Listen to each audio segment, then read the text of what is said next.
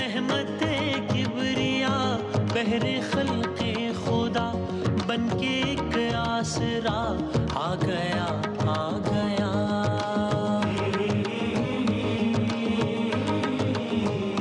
باب رحمت کھلا دیکھ اس کی. بسم اللہ الرحمن الرحیم.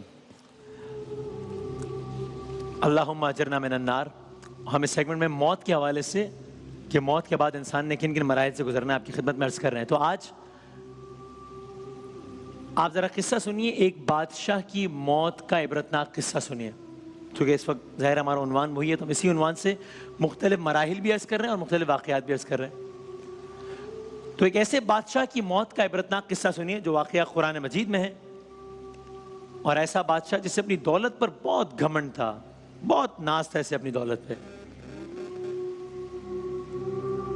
اور اس سے پہلے قرآن مجید کی ایک آیت کا ترجمہ سنیں. فرمایا جو لوگ سونا اور چاندی جمع کرتے ہیں اور اس کو اللہ کے راستے میں خرچ نہیں کرتے. اب سونا اور چاندی کی بات ہو رہی ہے, یعنی اس کو دولت کے معنوں میں بھی اگر لے لیں.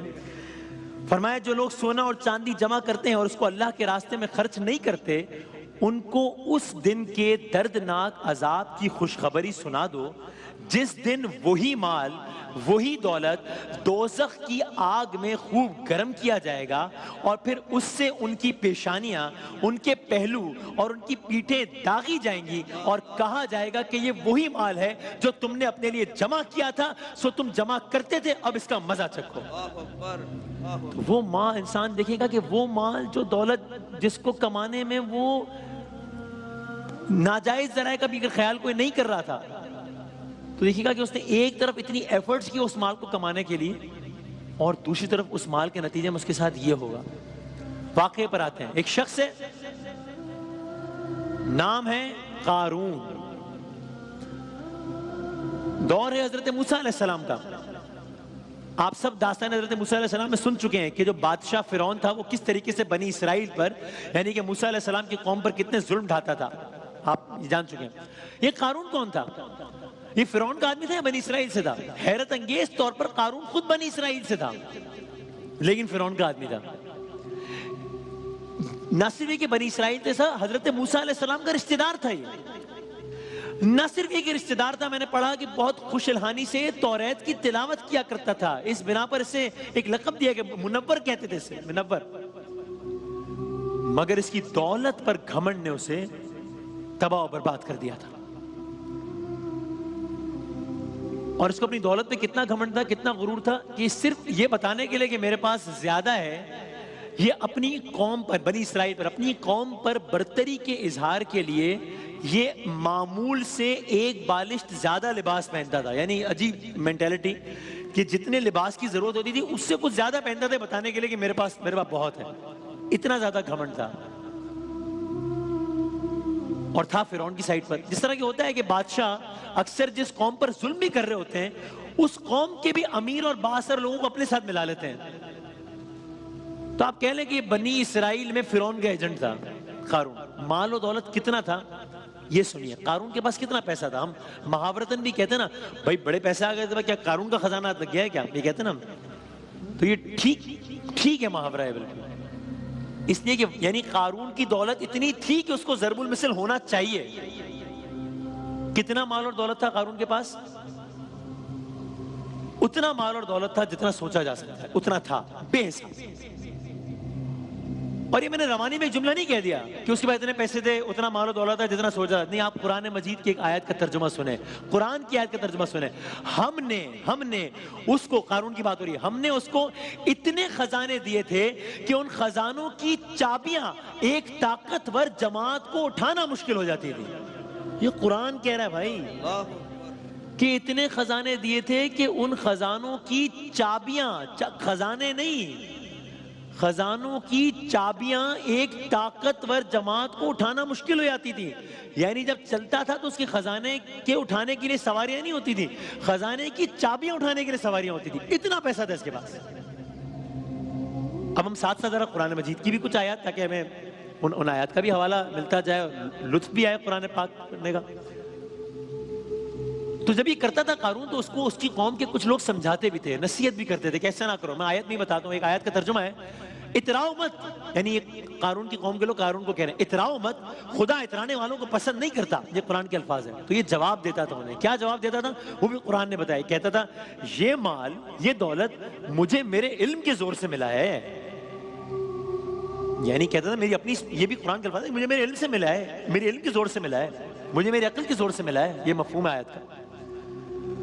یعنی وہ کہتا تھا کہ بھائی میری اپنی سمارٹنس ہے، اس میں کسی کا کیا کمال ہے.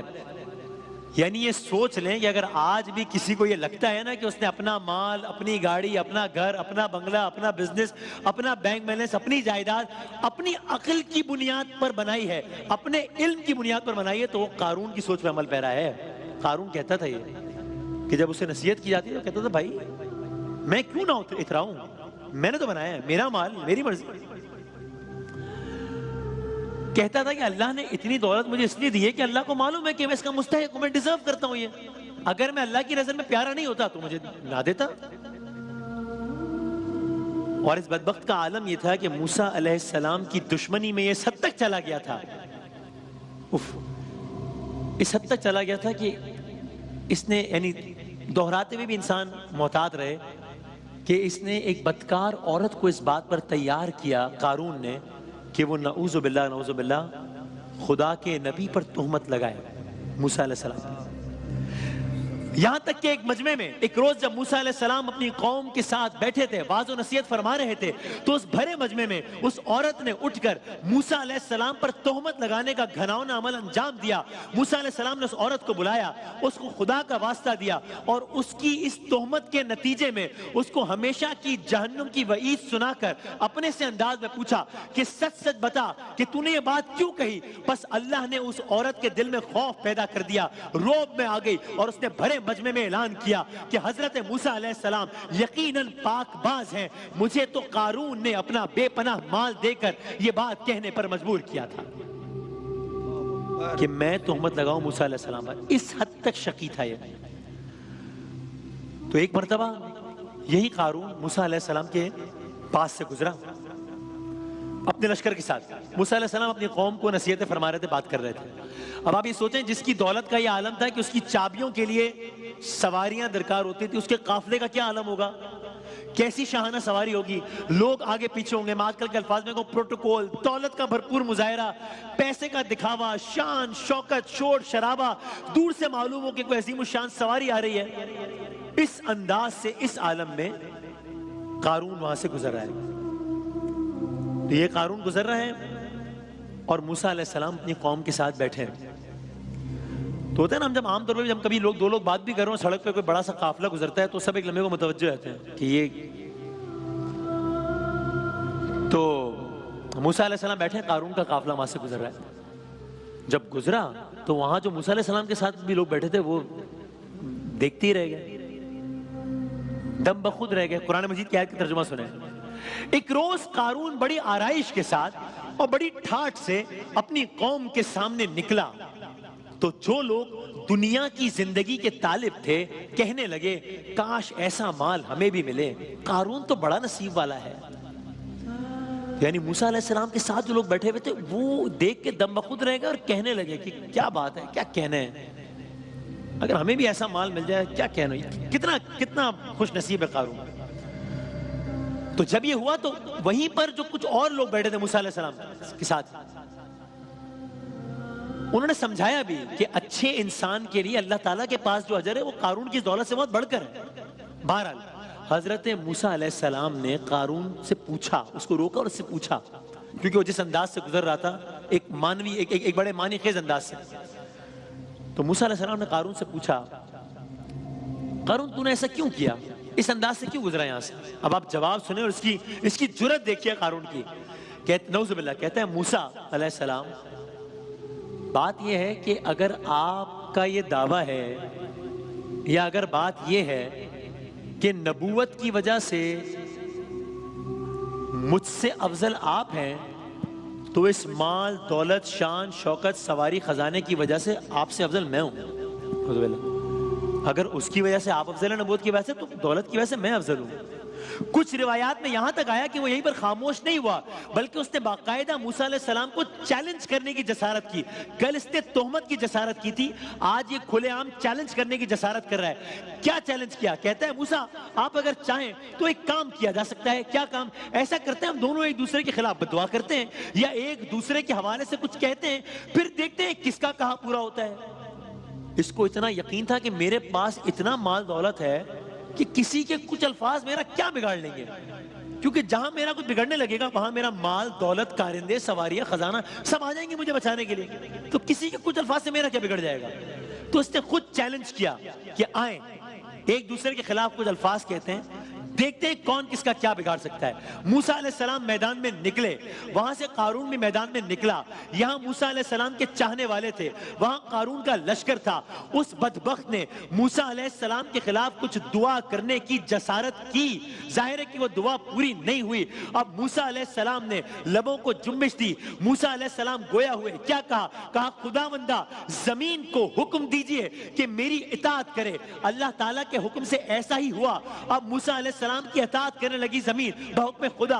اب موسیٰ علیہ السلام نے کہا اے زمین اسے پکڑ لے. لوگوں نے عجیب منظر دیکھا, زمین میں ہلچل شروع ہوئی. بنی اسرائیل کے لوگ بھی دیکھ رہے ہیں, قارون کی فوج بھی نظارہ کر رہی ہے. یہاں تک کہ اب قارون کی فوج نے اور یہاں تک کہ خاص کر قارون نے اب زمین کو ہلتا محسوس کیا, زمین کی اس ہلچل کو محسوس کیا, اپنے جسموں کو ہلتا محسوس کیا. اب جن چہروں پر اب سے کچھ لمحات پہلے تک مسکراہٹ تھی وہاں اب کچھ گھبراہٹ کے آثار نمایاں ہونا شروع ہوئے. جن چہروں پر اب سے کچھ لمحات پہلے غرور تھا, تکبر تھا, رعونت تھی, فرعونیت تھی, قارونیت تھی, وہاں اب کچھ آثار ڈگمگاتے ہوئے نظر آئے. یہاں تک کہ منظر مزید بدلا. زمین نے قارون کو آہستہ آہستہ جکڑنا شروع کیا. زمین نے قارون کو آہستہ آہستہ پکڑنا شروع کیا. ابھی وہ یہ سب منظر دیکھ ہی رہے تھے بلکہ زمین کا ہلنا محسوس ہی کر رہے تھے, لیکن یہ ہلنا بند نہ ہوا. اب آہستہ آہستہ لوگوں نے دیکھا کہ قارون آہستہ آہستہ زمین بوس ہونا شروع ہو گیا ہے, آہستہ آہستہ زمین میں دھسنا شروع ہو گیا. یہاں تک کہ ایک لمحہ آیا کہ قارون قدموں تک زمین کے اندر چلا گیا. سب یہ منظر دیکھ رہے ہیں, کچھ حیران ہیں, کچھ پریشان ہیں. ارے یہ کیا منظر ہو گیا؟ موسیٰ علیہ السلام کہتے رہے, زمین میں قارون دھستا رہا, یہاں تک کہ کچھ لمحوں بعد اس کا نصف جسم زمین کے اندر چلا گیا. یہ منظر سب دیکھ رہے ہیں. قارون جس کو بہت یقین تھا کہ یہ مال, یہ دولت, یہ شان, یہ شوکت, یہ خزانے سب مجھے بچا لیں گے, کسی کے کچھ الفاظ میرا کچھ نہیں بگاڑ لیں گے, وہ سارا مال دولت سامنے تھا. اور قارون اپنے اس گھر سمیت یا اپنے خزانے سمیت زمین میں دھسنا شروع ہوا. دھستا چلا گیا, دھستا چلا گیا, یہاں تک کہ ایک لمحہ آیا کہ وہ گردن تک زمین میں دھس گیا. یہاں تک کہ ایک لمحہ آیا کہ موسیٰ علیہ السلام کہتے رہے, قارون زمین میں دھستا رہا, بے بس رہا, لاچار رہا, کچھ نہ کر سکا. کچھ لمحوں بعد قارون اپنے خزانے سمیت مکمل طور پر زمین کے اندر چلا گیا. زمین اوپر سے ہموار ہو گئی, سب ختم, سب ختم ہو گیا. کچھ لمحات پہلے جہاں قارون اپنی شان شوکت کے ساتھ اور خزانے کے ساتھ کھڑا تھا, اب وہ زمین ہموار ہو گئی جیسے وہاں پر کچھ تھا ہی نہیں. قرآن مجید نے اس موقع پر کہا, بس میں واقعہ ختم کر رہا ہوں, قرآن مجید نے اس موقع پر کیا کہا کہ اللہ کے مقابلے میں, اللہ کیونکہ اللہ کے مقابلے پر آیا تھا نا, جنگ کرنے چلا تھا, اللہ کے مقابلے میں کوئی جماعت اس کی مدد نہیں کر سکی, نہ وہ خود اپنے آپ کو بچا سکا. اور اب آپ آخری جملے سنیے.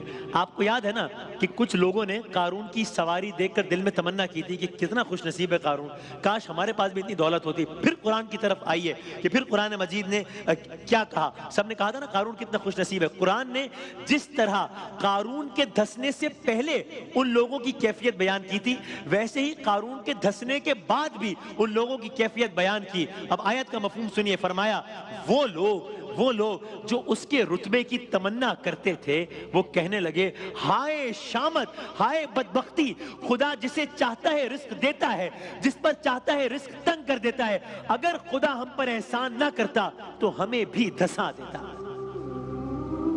تو وہ سب لوگ جو کل تک اس بات کے متمنی تھے کہ کاش ہمارے پاس بھی قارون جیسا خزانہ ہوتا, آج اس بات پر شکر خدا کر رہے تھے کہ شکر ہے ہمارے پاس قارون جیسا خزانہ نہیں ہے۔ اللہ تعالیٰ ہم سب کو دنیا میں وہ سارے اعمال کرنے کی توفیق عطا فرمائے کہ جس کے نتیجے میں آخرت کی منازل آسان ہو انشاءاللہ۔